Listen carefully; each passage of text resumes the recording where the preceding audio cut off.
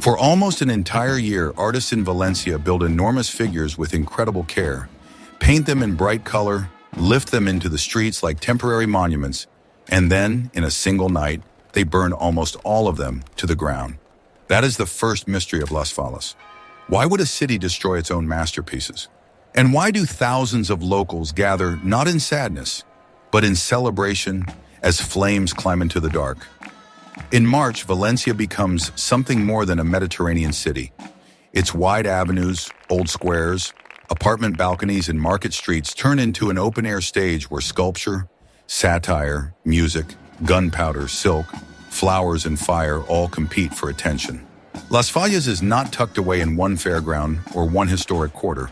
It spreads across the whole city. Around 800 monuments appear in streets and plazas, from neighborhood corners to the monumental center around Plaza del Ayuntamiento, making the city itself feel like a living exhibition that only exists for a few days.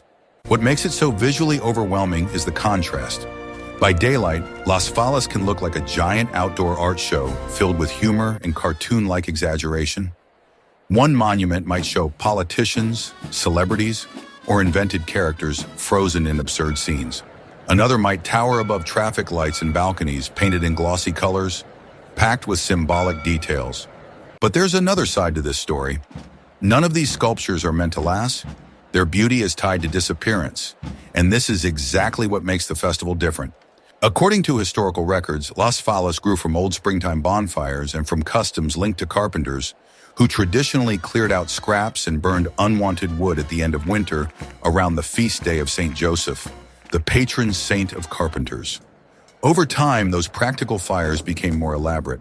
What may have begun as simple piles of wood and old furniture evolved into figures, scenes, and eventually the highly sophisticated monuments seen today. The exact early stages are debated in detail, but most historians and official cultural sources agree on that broad origin. Spring, fire, carpenters, and transformation. And then history pushed the festival further. What started as a neighborhood custom gradually became a civic spectacle. Communities organized themselves into Fallas commissions, artists specialized in building ever larger monuments, and satire became part of the identity of the festival. UNESCO describes the giant falla as a monument made up of Ninot's caricature figures created by local artists and craftspeople, which often comment on current social issues. In other words, Las Fallas is not just about fire, it is also about public art, humor, criticism, craftsmanship, and the freedom to turn the street into a stage for the city's imagination. That is why the festival is celebrated. In the simplest sense, it marks the coming of spring. Official descriptions also connect it with renewal, purification, and the restart of community life after winter. But in modern Valencia, it is more than a seasonal rite. It is a social engine. Neighborhoods organize around it. Families inherit roles within it. Artists spend months building for it. Bands rehearse for it. Pyrotechnic teams prepare for it. And for many Valencians, Las Fallas is one of the clearest expressions of local identity they have. Who celebrates it is part of what gives Las Fallas its unusual scale. Locals from Valencia's neighborhoods are at the center, especially the Fallas commissions that organize each monument and much of the public life around it. Children have their own Fallas and their own events. Artisans, carpenters, painters, dressmakers, florists, musicians, and pyrotechnicians all have a place. There are annually elected representatives, including the Fallera mayor, who symbolically front many official acts. UNESCO also notes that the tradition extends beyond the city through Valencian communities and diaspora, which means Las Fallas is both intensely local and culturally far-reaching. Yet most people never notice this part. The festival visible in March is only the final surface of a much longer process. Long before the first tourist arrives with a camera, workshops on the edge of the city are already busy. Huge pieces are sculpted, sanded, painted, wrapped, transported, and stored. Committees raise money, choose themes, plan neighborhood meals, organize bands, coordinate routes, and prepare clothing. Bakers and chocolatiers get ready for crowds. Florists prepare for the huge flower offering. Restaurants and street vendors brace for days when Valencia barely seems to sleep. As the dates approach, the city starts to change in small ways first. More flags appear on balconies. Temporary stalls begin to show up. Streets feel busier late into the evening. Brass bands echo in neighborhoods that usually hear only traffic. The smell of frying dough drifts through side streets. Fresh buñuelos, often made with pumpkin, appear, with cups of thick hot chocolate. And suddenly the festival is not just something you see. It becomes something you hear under your ribs, smell in the air, and taste on the corner of a crowded square. The clothing adds another layer of texture. Traditional Valencian dress turns the streets into moving color.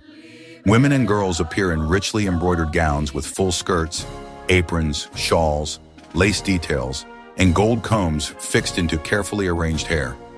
Men and boys may wear historical Valencian-inspired outfits with waistcoats, sashes, stockings, and dark shoes. In close-up, the fabrics feel almost architectural brocade, silk, metallic thread, polished jewelry, formal hair arrangements built to hold all day. From a distance, the crowd looks like a current of deep reds, creams, blues, floral patterns, and gold moving through the city. Then comes the official ignition of anticipation. The festive cycle begins in late February with the Crida, the public call that announces the start of the season. After that, Valencia enters a rhythm that intensifies day by day. From March 1st through March 19th, the mascleta is fired daily at 2 in Plaza del Ayuntamiento.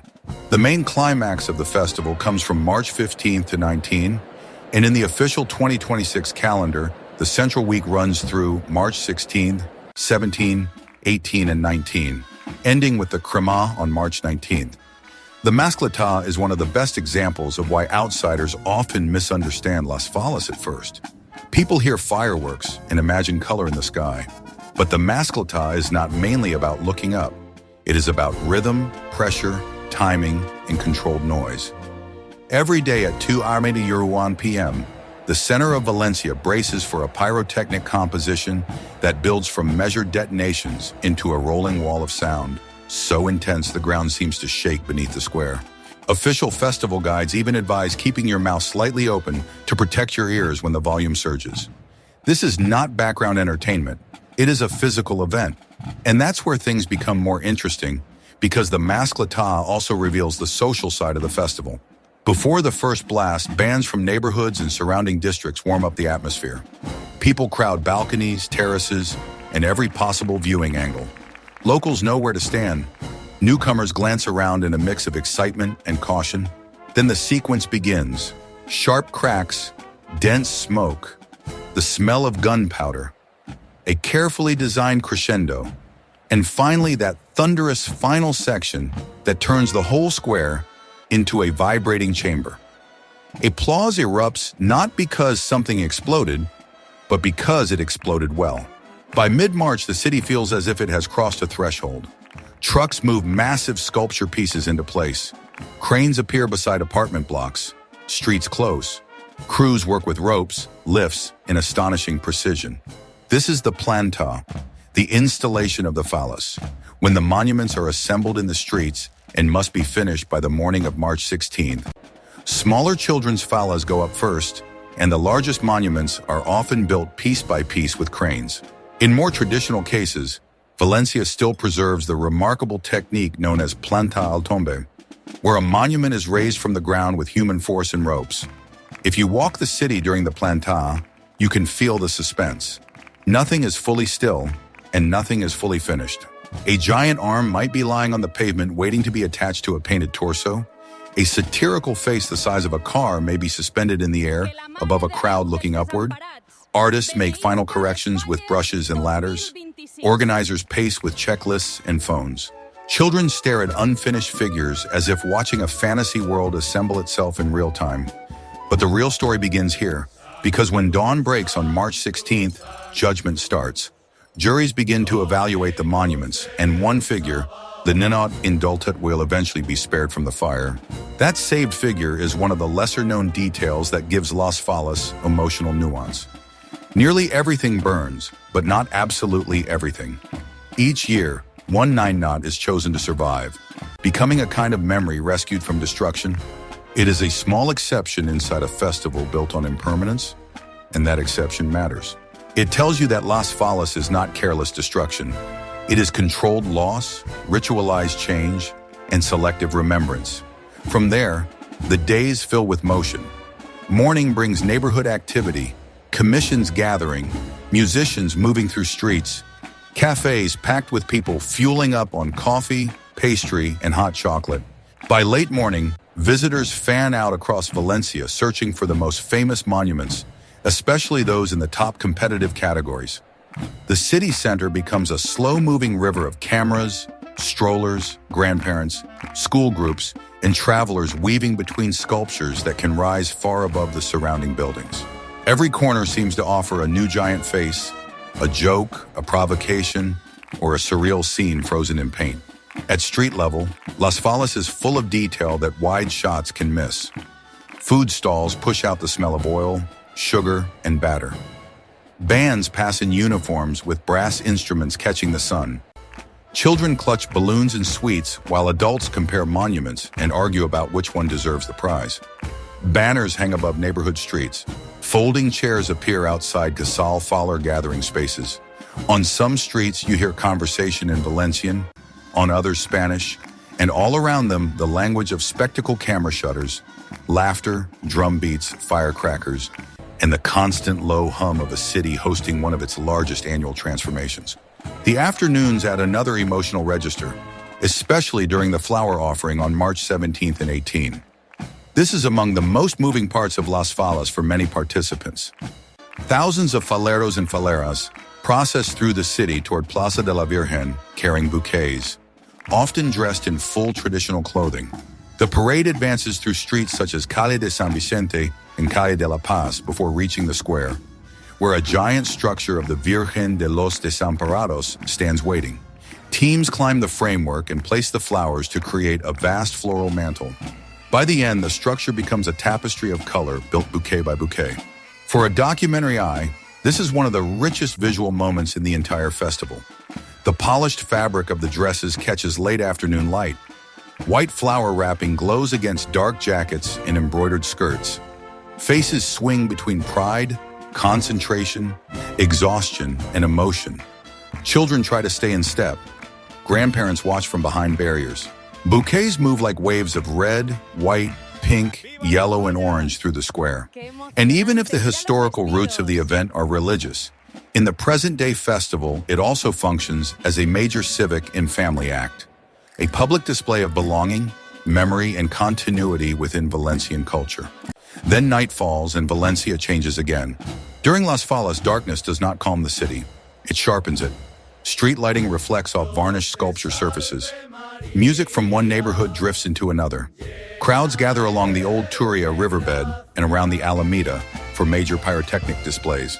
Between March 15 and 19, the night sky is repeatedly claimed by fireworks, with the most famous peak coming in the Nit del Foc, the Night of Firelight, on March 18th. In the official 2026 program, that moment is set at 23:59, a near-midnight explosion of sound and light that serves as one final breath before the ending arrives. If the Maslata belongs to the body, the Nit del Foc belongs to the sky. The crowd tilts its head upward.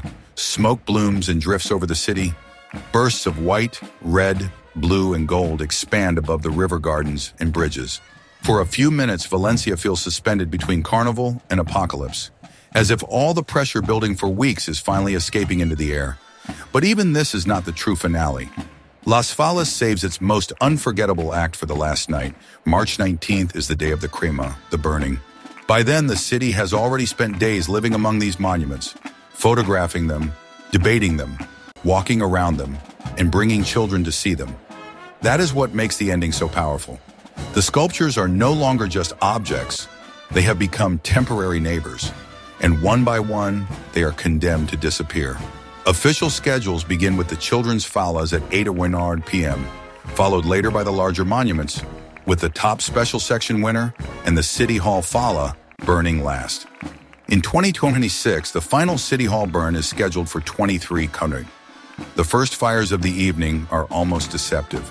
A smaller children's monument catches, and the crowd reacts with excitement, but also with a strange tenderness. Firefighters soak nearby facades and trees. Barriers hold the audience back. Fuses hiss. Flames begin low and suddenly race upward, through painted forms that looked indestructible only hours earlier. A smiling character collapses inward. A carefully sculpted hand blackens and curls. Applause mixes with the crackle of timber, the hiss of hoses, and the glow reflected on faces in the crowd. Later, when the major monuments go up, the scale becomes almost unbelievable. Towering figures turn into pillars of flame. Dense smoke pours into the night. Heat pushes against spectators even from a distance. A crowd that spent the week taking cheerful photos now watches in near trance as months of artistic labor vanish in minutes. Yet there is no sense of failure here. The destruction is not a mistake at the end of the process. It is the completion of the process. And this is why Las Fallas stays in people's memory long after the ash is gone. It stages a truth that modern life usually tries to hide. Everything beautiful does not have to be permanent to matter. In Valencia, value is not proven by preservation alone. Value can also live in effort, participation, shared experience, and the willingness to let something end when its time has come. There are other hidden layers too. UNESCO notes that Las Fallas once helped preserve the Valencian language during periods when it was prohibited. That gives the festival another importance beyond spectacle. It has not only entertained the city, at times it has helped protect identity. The same UNESCO recognition, granted in 2016, also acknowledges how knowledge is passed through families and guild-like communities involved in the creation of ninots and monuments. In other words, Las Fallas is not merely inherited as a calendar date, it is inherited as skill. That matters in the present because modern Las Fallas lives under pressure from two directions at once. On one side, it is a major tourist magnet, drawing visitors who fill hotels, restaurants, transport systems, balconies, guided tours, and local businesses. On the other, it remains deeply rooted in neighborhood life. The local economy benefits from the crowds, but the soul of the festival still depends on commissions, artisans, musicians, pyrotechnicians, florists, dressmakers, food vendors, and volunteers who treat it not as a product, but as part of who they are. Younger generations are crucial to that survival. You see them everywhere during Las Fallas. Children in traditional dress, teenagers helping with neighborhood events, young musicians marching in bands, younger artists working in studios, and youth commissions participating in processions and smaller fallas. The festival renews itself not only by burning the monuments, but by teaching new people how to build, organize, perform, and belong. That is one reason it still matters in 2026. It is not a museum piece. It is a living civic machine. And maybe that is the deepest surprise of all. Las Fallas looks wild from the outside explosions in daylight, giant statues in the streets, midnight fire, smoke over the city. But underneath the spectacle is an extraordinary level of coordination, labor, memory, and shared trust. A festival this chaotic in appearance only works because so many people know exactly what they are doing. The artists know how to build. The pyrotechnicians know how to time. The commissions know how to organize. The city knows how to transform itself and then begin again. By the time the final falla in Plaza del Ayuntamiento burns, Valencia has completed a cycle that is emotional as much as visual.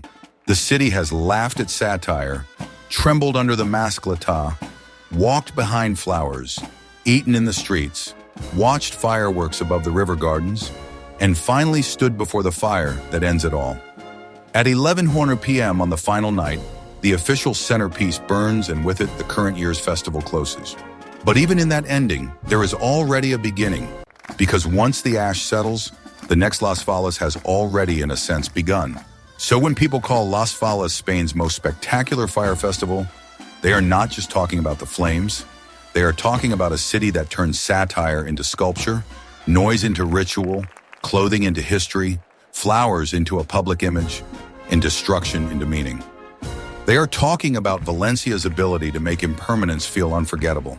And that is why the sight of giant statues burning in 2026 will draw people in once again, not only to watch something end, but to understand why a whole city chooses, year after year, to build beauty for the fire.